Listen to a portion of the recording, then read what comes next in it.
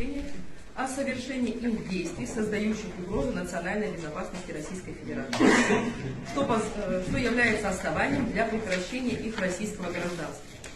В отношении гражданина Республики Абхазия Куджба, не обладающего российским гражданством, было вынесено решение о депортации с территории Российской Федерации, а также решение о запрете въезда на ее территорию в течение 10 лет. Аналогичное решение было вынесено в отношении другого гражданина Республики Абхазия Ашуба, проживающего в Турции. В отношении гражданина Республики Абхазии Нала Хашиб, который обладает российским гражданством, Минюстом России было принято решение о включении его в реестр иностранных агентов. Несмотря на то, что данные события имели место уже в 2025 году, повестка сегодняшнего заседания сессии посвящена ежегодному докладу о деятельности уполномоченного по правам человека в Республике Абхазия за 2024 год, я все же не могу не обратить внимание на данные факты.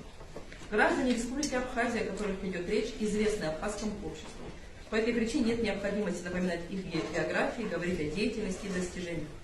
При этом следует отметить, что один из них, Куджба, в результате принятых в отношении него мер, был лишен возможности перемещения. Он фактически не может выехать с территории Республики Абхазия. Безусловно, мы не можем вмешиваться в деятельность российских государственных органов, однако это не означает, что абхазские органы власти должны хранить молчание и абстрагироваться от ситуации. Хотелось бы также напомнить о ряде заявлений и обращений Следственного комитета Российской Федерации, в которых говорится о процессуальных проверках и возбуждении уголовного дела, в том числе и по статье «Терроризм», в связи с нарушениями прав граждан России по национальным мотивам в Абхазии, которые также обладают гражданством Республики Абхазия.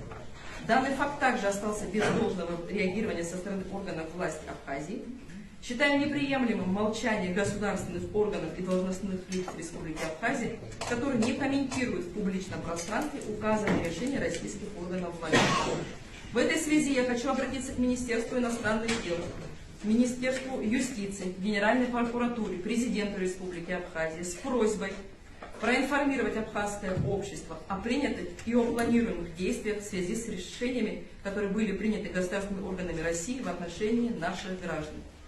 Абхазское государство не может уклониться или самоустраниться от обязанности защищать своих граждан и тем более не предпринимать действия для выяснения сложившихся обстоятельств. Считаю, что реакция государственных органов и должностных лиц Республики Абхазия на текущую ситуацию обозначит состоятельность нашего государства, в связи с чем призываю их к скорейшему публичному ответу. При этом хочу еще раз подчеркнуть, в Абхазии никогда не было, нет и быть не может антироссийских настроений.